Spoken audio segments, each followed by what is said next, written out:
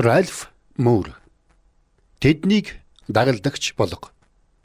Насан турш Есүсийг дагах хүмүүсийг бэлтэг. 11-р бүлэг. Битгий зүгээр зогсоод бай. Хөдөл. Хэдэн жилийн өмнө би дүн өвлөөр Японы Саппоро хотод зочилсон юм. Ууланд замын хоёр талаар ташаа татам их цас хунгарласан байхыг үзээд сэтгэл догтлов. Япончууд маань энэ их үзэсгэлэнтэй цасан дунд удахгүй зохиогдох цас мөсний баяртай бэлдээд хөл хөөрцөгтэй байлаа. Өдөр нь нар ээж дулааравч шөндөө хүйтэрч эргээд тас хөлдөдг нь намайг гайхшруулв. Саппоро өглөө бүр шинхэн засаар өгтөж өдөр нь нарны илч ээж хайлмагтуулаад харин шөнө нь огцом хүйтрэхэд хайлмагтсан цас нь цул мөс болж бэхэждэг юм шиг санагдав. Эндээс бидний түүх эхэлнэ. Агаарт аяландүүлэх бөөн гоёмсог цасан ширхэг өдөр тутмын хатуу хөтөө амьдралын анирыг зөөллөн хөрөст дэлхийг хөвсгөр хүнжлэр нэвсийтэл хучна. Үүнд нь сэтгэл ихэд тайтгарсан зарим хүмүүсийн амьдралын хэмнэл нь удаашраад дин дун байдалд автна. Яг ийм нэгэн явдал цасан хунгар дундах суурингийн нэгэн айлд тохиожээ. Тэдний гадаах зогсоол дээр цоожлоод мартсан хэдэн ундаг дагой талдаа хүртэл цасанд дарагдж мөсөнд баригдсан байлаа. Яг үнэндээ бол тэр хэдэн дагойг хайлуулах юм уу, эвдэлж байж л авахаас биш, бүрэн бүтнээр нь мөснөөс салгахын аргагүй болсон байлаа. Эцэд нь анхны цаснаар л алдаа гаргажээ. Яасан бол бүүмэд магадгүй залхуурсандаа аваагүй бах. Ямар ч байсан хахир хүйтэнд гадаа үлдээснээс болж тэр сайхан бүрэн бүтэн дугуй сэг болжээ. Нариндаа бол дугуй зүгээр нэг цас мөсөнд дарагдаагүй. Харин хүнд ч хэрэггүй хог болжээ. Цас цэвэрлэгч машин тэдгээр цасан хунгар руу байнга цагаан бодис цацаж дараа нь овоолсон цасаа хүм малын хөлөөс хол газар аваачиж асгадаг учраас цэцэрлэгт хэвтэх эзэнгүй хүлдүү дугуйж хогийн цэг рүү авчигдах тавилантай. Энэ бүхэн бидэнд ямар хамаатай юм гэж юу? Тэгэхээр заримдаа бид нэх сайхан шинэлэг санаандаа автаад зүүрмөглөж эхэлдэг. Эдэвхгүй байдалд автдаг гэсэн үг. Харин энэ шин зүйл нь хавхдах аюултай. Бид шинэлэг санааны нялуун амтыг тамшаасаар эцэстээ соёлын температурын лаанд хайлж дуусгах нь бий. Товчхондоо цоошин санаа цаг хугацааны аясаар хайлна. Болгоомжтой байхгүй бол тэр нь манига системийн хунгар дунд оршуулчихж мэдэх талтай. Үнэн дээр яг одоо энэ номыг уншиж байгаа тааж ийм байдалд орчихсон байж магадгүй. Та уншсан зүйлээ өвнөн эргцүүлэх гэсээр байгаад эдэвхгүй байдалдаа хөлдчихөж мэднэ. Айх зэрэг эсэн бусын санаанаасаа болж та гэдрэг ухарч байж магадгүй. Энэ цааснаас олж авсан мэдээлгээ хэрэглэхгүй бол ямар ч ашиггүй болно. Саппорогийн дугуйн эзэд нь дугуйны хэрэглэгч бус. Зүгээр л эзэмшигч болжээ. Жаахан хатуухан хэлбэл хахир өвлөөр морио үйж үлдээгээд хөлдөөгөд алчхаж. Христийн талаарх мэдлэгээ үйл хэрэг болго. Дасал болсон зүйл нь хүнийг мөнөөх дугуй шиг хөлдөөж чадна. Миний бодлоор эзэмшихийн оронд үйлдэх нь амжилттай дагалдагч бэлтгэх түлхүүр мөн. Хөлдөөс болохгүй тулд хөдлөх хэрэгтэй. Амин чухал анхны алхам. Байгууллага өөрөө юу ч хийдэггүй гэдгийг та анзаарч байсан уу? Байгууллага доторх хүмүүс л санааг гүйцэлдүүлдэг. Өөрөөр байх ч боломжгүй. Бурхан Авраамыг дуудах үед Авраам итгэлээр явсан. Итгэлээр Авраам дуудахдаа өв болгон хүлээн авах гэж байсан нутаг руу явснаар дуулууртай дагав. Тэр хаашаа явж байгаагач мэдэлгүй гарсан. Еврэ 11:8. Бичээсийн энэ мэдэгдлийг анх үзэхэд нэг их тоохгүй. Гэхдээ жаахан ухаад бодвол байдал орвонгоороо иргэнэ. Авраамын эргэн тойрон шүтэн шүтгчдэл байсан. Тэдний дунд аав нь ч орно. Учир нь бурхан Авраамд эцгийнхээ гэрээг болон түүний бурхтыг орхих гэж тушаасан. Шүтэн шүтгчдийн дунд Авраамын гэргийж, Авраамыг дагаж нутгаасаа гарсан дүү Лот нь ч орно. Магадгүй Авраам өөрөө ч жинхэнэ бурхантай уулзах хүртлээр шүтэн шүтжил явсан байх. Нариндаа бол бурхан Авраамыг үл мэдэх ирээдүр том алах гэжээ. Авраам үг төдий ерөөлийн төлөө өөрийнхөө дассан сурсан мэддэг чаддаг бүхнээ ардаа орхиод явсан. Авраам олон хүн шиг бурханы үгийг дахин давтаад л баясаад суугаад байгаагүй. Эсвэл олон хүн шиг өвөгдийнхөө нутгийг болон бурхан шүтэнийг орхих талаар дахин эргцүүлэн шинжээгүй. Тэр зүгээр л дагсан. Миний бодлоор эзнийг дуулууртай дагах шийдвэр нь Абегийн анхны чухал алхам байсан байх. Өөрөөр хэлбэл тэрээр энэ алхмыг зүрхэндээ болон тархиндаа хийжээ. Үүний дараа энэ тухайга гэргээдээ дуулгах 2 дугаар алхам нь нэлээд аимшигтай байсан байх. Эхний энэ хоёр алхамгүйгээр цаашдын түүх өрнөхгүй байв. Тиймээс эхний алхмыг хизээч бүү гол.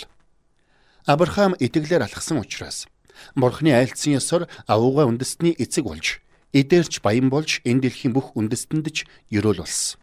Үүний адил Паул Барнаб хоёр Антиохын залбирлын цуглаан дээр ариун сүнсэнд заа гэж хэлээгүй байсан бол энэ дэлхий өнөөдөр хэрэгсэн байхыг хэлж мэдэхгүй. Дуулууртай зан үйл хэрэг дагуулдагч тэр үйл хэрэг нь Бурхны хүссэн зүйлийг хийх эгэл шийдвэрээс л эхэлнэ. Алдаанаас зайлсхийх баталгаатай арга. Би танд насан турш алдаанаас зайлсхийх баталгаатай жор хэлье гэвэл та яах вэ? Та намайг нэг бол тэнэг, нэг бол сод ухаантан гэж бодно. Гэхдээ би үннээсээ хэлж байна. Би танд бүх алдаанаас сэргийлэх арга зааж өгч чадна. Алдаа гаргахгүй байх тун амархан. Зүгээр л юу ч хийхгүй байхад болно. Тэгээд мэдээж алдаа бүрийг тойрч гүйсээр байгаад сүүлдээ ямар ч дөрөвтэй юмд хүрэлгүй гар хоосон хоцорно. Амьдрал өөрчлөх гэж байгаа хүн эрсдэл гаргах л ёстой. Ямар нэг зүйлд хүрэх гэж байгаа бол алдаа гаргах нь зайлшгүй. Энэ бүхэн дагалдагч бэлтгэхтэй ямар хамаатай гэж хамгийн их хамаатай. Уншиж ярих нь хийхээс тис өөр зүйл л дээ. Миний хоёр найз манай арлын хамгийн том христчин байгууллагын гишүүд. Тэр байгууллага Хавайд 100 гаруй жил болсон. Тэд надаас чуулгандаа яаж дагалдагч бэлтгэх залгамжлалыг бий болгох уу гэж асуугаад л. Нэг нь бүр манай бүлэгт биеэр ирж туршлах судлаад л.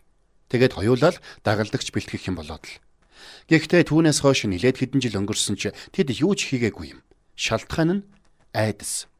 Дарга нараас сүрдэжээ. Би бол тэднийг дугуйгаа цасан дүлдээгээд хөлдөөчгсөн л гэж хэлнэ. Христийг дагаж буй хүн бусдыг дагуулахдаа үл ойлголцолтой тулгарх нь зайлшгүй. Зарим нь хэсэг дагаж байгаад няцдаг. Таныг хэл аманд оруулж, зарим итгэгчд нь бүр таныг өөрийнхөө хаанчлалыг байгуулах гэж байна гэж яллана. Үүнээс дорн та жинхнээсээ алдаа гаргана. Заримдаа хараахан итгээгүй байгаа хүн танаас Бурхны тухай амьдралын талаар юм асуухад та хэлэх үггүй байдалд орно. Удирдлагын асуудлаас болж тааж, дагалдагч нар ч асуудалд орно. Өөрийнхөө зөв гэж зүтгэсээр явсан ч эцэстээ буруу гэдгийг мэдэж дагалдагч нарынхаа өмнө улайж алдаага засахаас өөр аргагүй байдалд орно. Тэгэд юу гэж? Ямар ч байсан та худлаа цэцэрхэж гараа хомхиж суулгүй хөдөлмөрлсөн шүү дээ. Тиймээс бөмбөгөө тэврээд манайгаад зогсоод байлгүй хэн нэгнийг барьж аваад дагалдуул. Бурхны алсын хараа болон та. Бурхан даян дэлхийг бүхлээр нь өөрийнхөө хүүтэй харилцаатай болгож чадна гэдэгт итгэдэг нь тодорхой байна. Эсбүгээс Есүс юу гэж л бүх эрх мэдэл надад өгөгдсөн учраас явж бүх үндэстэнд дагалдагч нарыг бий болго гэж бидэнд айлтгуулээ. Би энэ бичээсийг ойлгох гэж зүдэрдэг байлаа. Өөрийнхөө хоттол хэд гурван дагалдагч төрүүлбэл боллоо гэж ойлгодог байв. Тэгэд би өөрийнхөө бяцхан орчинд дагалдагч төрүүлээд л бусд нь бас өөрийнхөө ертөнцид дагалдагчаа төрүүлээд л ингэж л ойлгодог байлаа. Үнэн дээр би дээр үед илгээлтийн эзэд бараг л бүх улсад үр тарьчихсан учраас одоо илгээлтийн үе дууссан гэж заагаад буруудаж явлаа. Тэр үед би улс бүр гаднаас тусламж авалгүйгээр өөрийнхөө улсад дагалдагчаа төрүүлэх үүрэг хариуцлагатай гэж эндөрч явсан юм. Дараа нь би сайн мэдээг бүх аймгийн хил дээр хүргэчихвэл эзний ирэх хугацаа нь наашлан гэж боддог болов. Өөрөөр хэлбэл соёл бүрт гарын 10 хуруу шиг дагалдагчтай болгочихсон байхад л эзэн маань хүрээд ирнэ гэж бодсон.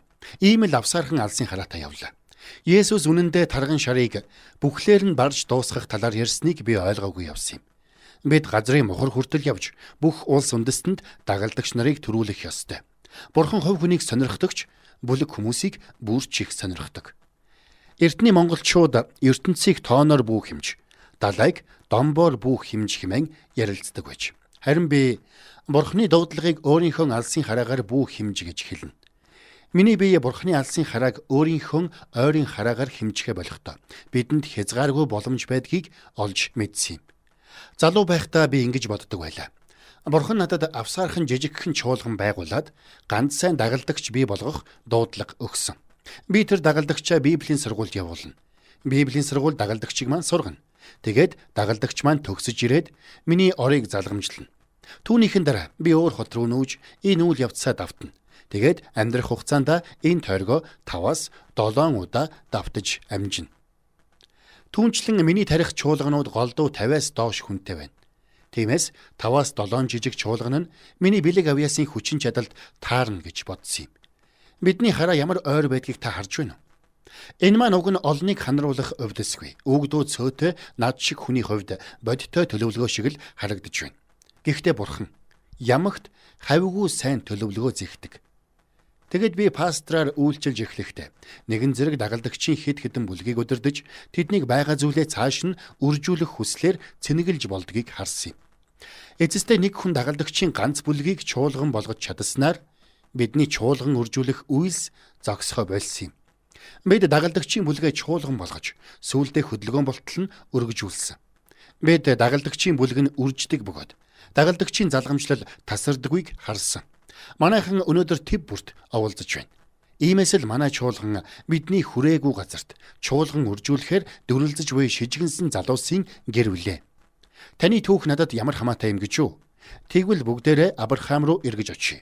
Бурхны хэлсэн зүйл толгой дохих анхны алхамгүйгээр хүн хаанч хүрдэггүй юм. Дүр зураг бүрэн ихээр харагдахгүй байсан ч хамаагүй. Хэнийг дагуулахаа мэдэхгүй байна уу? Тэвдэх хэрэггүй. Зүгээр л Бурханаас илгээж өгөөч гэжгүй. Буруу хийхээс айж байна. Зүгээр. Хэд гурав алдаад алдаанаасаа сураад ирэхээр айдас жижигэрнэ. Хүн унахгүйгээр хөлд ордоггүй юм. Алдаа гаргана. Юу үнэн тэр үнэн. Гэхдээ хүн амжилтаасаа биш, алдаанаасаа суралцдаг гэдэг.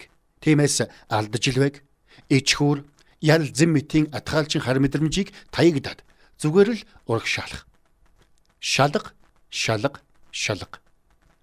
Манайхан аимшигтай атлаа. Ирээдүйдээ санаа хэлэх тоолонд би шалгадаг.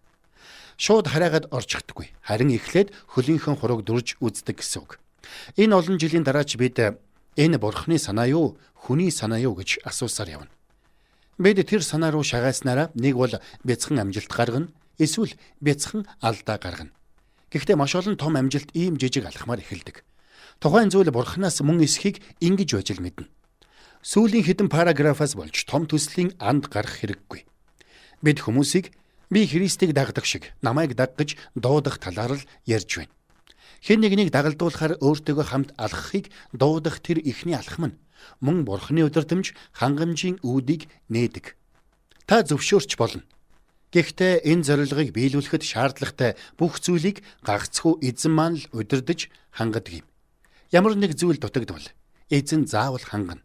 Гэхдээ эхлээд та эзний асуусан зүйлд заа гэж хэлэх ёстой. Өөр зүйлд итгэх. Ахлах ангид байхад миний бодол санааг хэлбэршүүлсэн нэгэн ном байлаа. Тэр маань 1 милийн газрыг 1600 м 4 минутад гүйж барсан Рожер Баннистер гэдэг тамирчны намтар байв.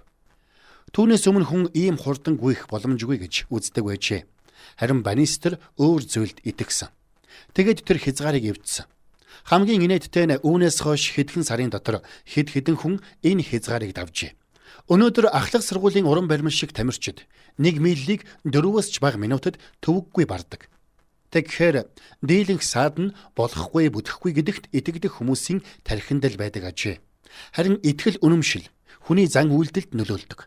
Түүнээс биш зан үйлдэл итгэл үнэмшилд нөлөөлөхгүй. Бурхан танаар дамжуулж дагалдагч нарыг төрүүлнэ гэдэгт итгэж байвал та хийх болно. Ахин дахин. Гэхдээ алдаатай тулгарна гэдгийг би амлая. Баннистер ганц ухас хийгээд л хизээч бүтэхгүй гэсэн рекордыг эвдчихсэн гэж бодож байна.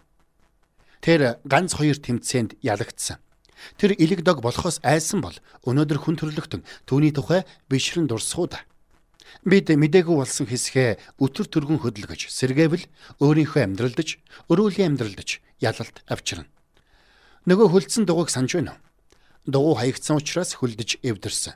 Эзэн нь арчилж хэрэгэлсээр байсан бол юу гэж хог болох вүлээ? Тэгвэл бидний хувьд ч ялгаагүй. Өмнө байгаа боломжийг шүүрч аваад хэрэглэхэд л Бурхны хаанчлалд амжилт гаргана. Та Ральф Мурийн тэднийг дагалдагч болгох номын 11-р бүлгийг сонслоо.